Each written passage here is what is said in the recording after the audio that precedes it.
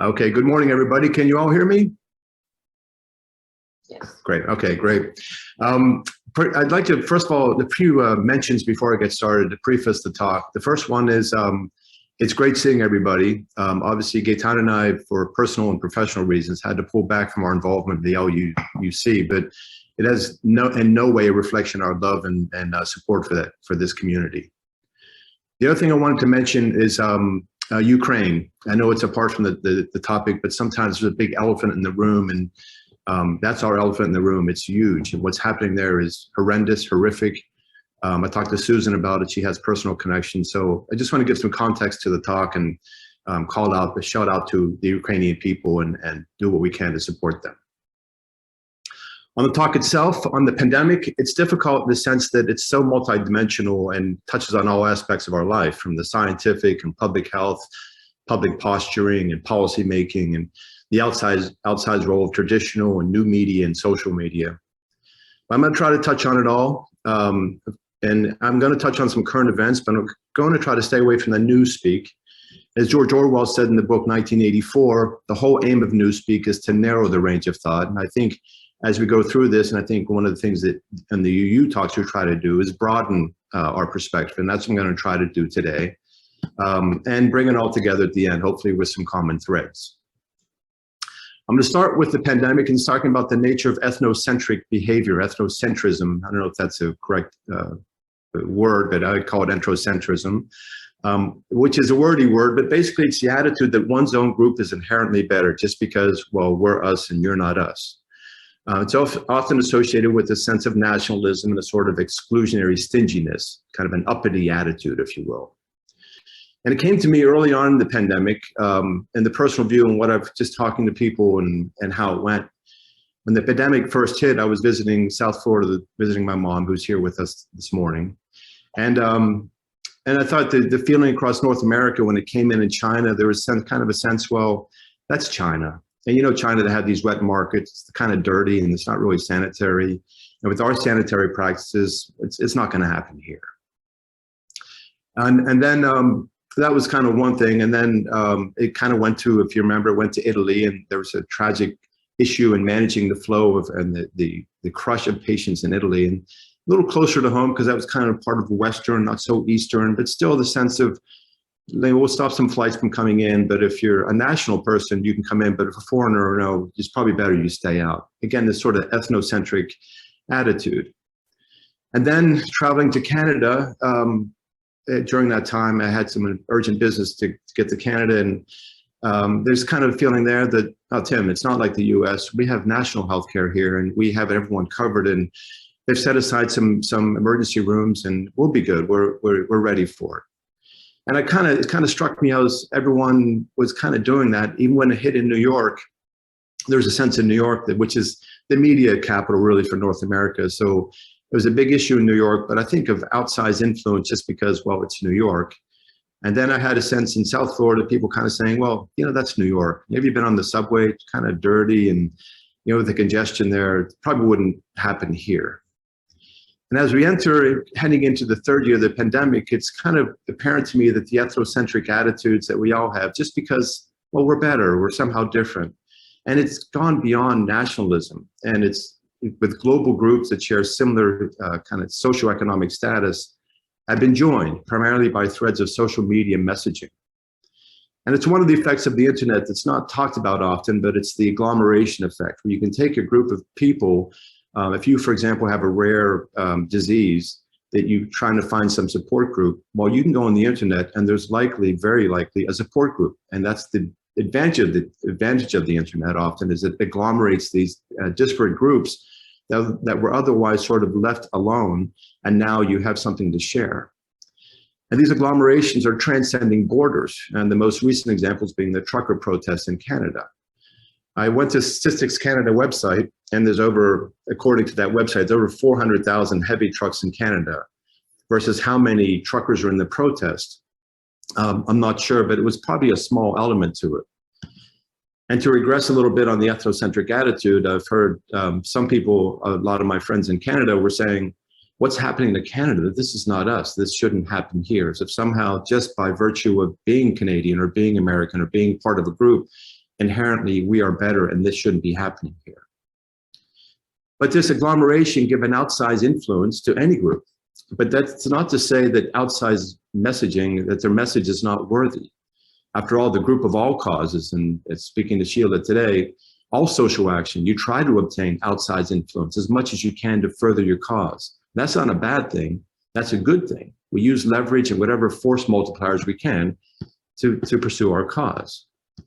But one thing the pandemic's revealed is a sort of class inversion, a global class inversion, where left-leaning groups around the world have been more associated with having sort of progressive sensibilities. Well, on the other hand, the right wing seems to be doing the opposite of espousing blue-collar virtue and say, I'm with you. And the realm of giving ideas and validity to the term of anti-vaccination, anti-science, and anti-government movements. Some would say these groups have outsized influence, while others rejoice in the fact that their voices are finally being heard. Voices that, as the argument goes, were suppressed by cultural elitism and their liberal elite with progressive sensibilities. And it is probably fair to say that our group, and really all you congregations, would be viewed from the outside, and for many on the inside, as being liberal elites, and if not elite, certainly liberal. And at least for me, it became a sort of concern that was I not open-minded to the trucker, anti-vaxxer types of people? Am I simply a sheep following the mainstream, walking off the cliff and exposing me and my family to unsafe, unproven vaccines, to a virus that was manufactured in the lab at the behest of Dr. Fauci, a man that I generally admire? And I don't say this tongue-in-cheek. I don't say it as kind of to be flippant, because I know and respect more than a few people who hold these types of views.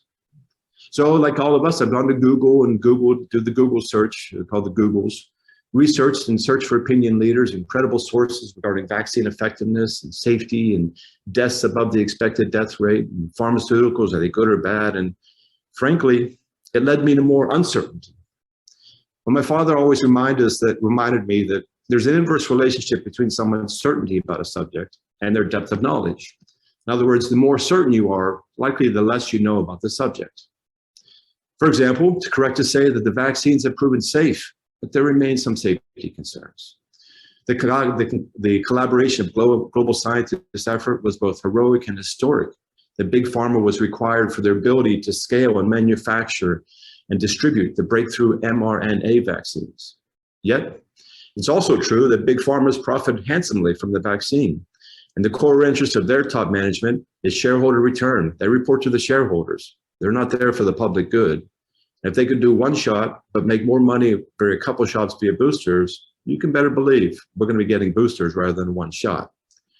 They're giving the government any authority to mandate that, that everyone take a medication in the interest of public health. That's a slippery slope. Yet doing so helped save countless lives in the entire healthcare system during COVID. Not to mention the virtual eradication of measles, whooping cough, polio, tetanus, mumps, to name a few. And actually, as I look at that, measles, whooping cough, I had to Google that. I was like, hey, what have vaccines done? And you kind of Google that, it's like, oh, and that list is it's not that long. There's a huge list of vaccines and what they've done for society. And if the messaging from public officials has been inconsistent. I mean, following the science often means giving contradictory and confusing pronouncements as new data becomes available. And on point and counterpoint debate, it's a wonderful thing. Differences in tearing apart ideas is not a flaw of society, but a feature of our society. We need to welcome and allow uncomfortable truths as a way to reveal uncomfortable facts and truths. For example, in Canada, we talk about Truth and Reconciliation Commission and the Indigenous population. It's uncomfortable truths, but we need to let those out there. Yet there's another element to the resistance beyond legitimate concerns and debate, with the propagation of mistruths, with an eye more towards confrontation and confusion than reconciliation. And I believe when we talk about these ideologies, we need to move beyond the traditional left and right ideologies and also discuss another ideologies, which is simply dissentive ideology. When the ideology is not what causes dissent, but the dissent itself is the ideology. Sentiments of non-agreement or opposition to a prevailing idea or policy enforced by a majority under the authority of a government, a political party, or big business or whatever, just because everyone else is doing it, well, we're going to dissent.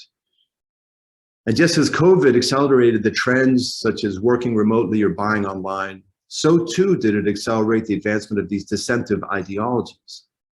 And while newspeak narrows the line of thought, promotion of dissent is more about disorientation. George Orwell, or any futurist of his time, couldn't imagine, I don't think, where the control of thought is not by the drought but by flood. Rather than society dying from thirst of information, they are drowned by inundation of information. And the internet has democratized dissenting conspiratorial theories, with conspiracy entrepreneurs monetizing clicks, likes, and views, a sort of shadow ecosystem where authoritative governments are attacking democratic societies via disorientation of thought, powered not by intellectual heft, but more by emotional appeal.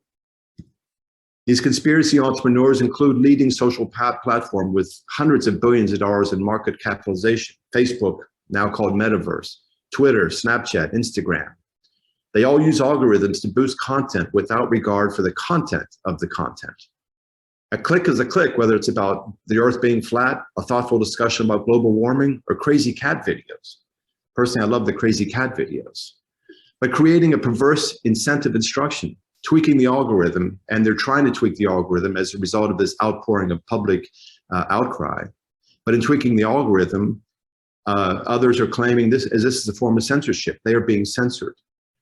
And sadly, this has led to the like-minded people fleeing and creating new alternative social media platforms, what I would call echo chambers, where they can confirm and validate the world and go deeper into these rabbit holes and deeper into their silos without exploring other thoughts and other ideas. A reason and rationality will always remain as effective tools in public discourse, but so too is the need to acknowledge dissenting ideologies as a significant part of our discourse, not to be dismissed out of hand, but to be recognized with empathy. And just as media platforms evoke more of an emotional rather than the rational response, reason and rationality are not to be confused with rationalization. In rationalization, a person spins a train of thought or reasons in their own thinking. It's more complicated than saying, I'm more for safety, therefore I'm a better person. We need to learn to disagree and not hate for it. Our response should be not to argue the rationality, but to give emotional support. Studies of people, and they've interviewed people who left cults, and one of the things they've said is that they fear leaving because they fear they're going to be judged, as if you're crazy, you're stupid for ever joining that cult. So yet we need to be aware of being supportive, but not condescending, and that sometimes can be a fine line. And we also need to work on understanding that lower classes are not lesser classes, that lower education does not mean less intelligent, and that one's level of wealth or lack thereof does not speak to their value. All those are liberal values espoused by the likes of the UUs. And I thought about in doing research in my thought, and Heather, thank you for the newsletter, and Michael, for your words. I didn't hear the talk, but I read what was in the newsletter, and this is pertinent. Michael wrote, and I'm quoting, "We believe in the never-ending search for truth, but can we separate it from the warps and lies of life that's never been more confusing or all-pervasive? Can pure truth be isolated in our predominantly secular world? Is our search necessarily a spiritual one? In my view, truth is ultimately a personal one, and as such, it's spiritual."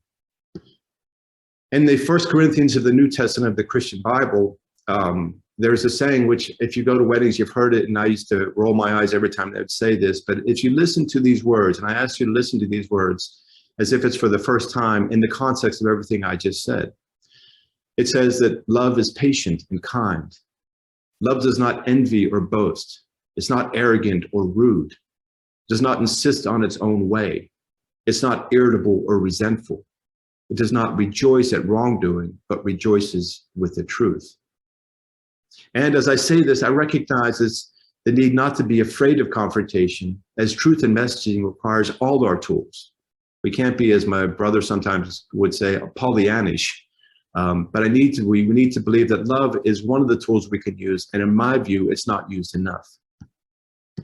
Finally, I'd like to end with a poem I wrote. It's called True to Love. We have different truths, you and me. Perhaps some facts can bring us both some clarity.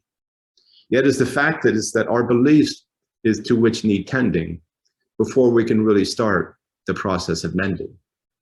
Where different vantage points, even to a common point, bring a sense of disappointment. This is the disagreeables of many of what we seem to be, not a tear or rip, but enduring fabric of our society. Let us listen more, talking facts that themselves may not speak. Agreement to truth is what we all seek. Instead of giving a proverbial shove, let us give an actual, or perhaps a virtual, hug and share the enduring truth of love. Thank you.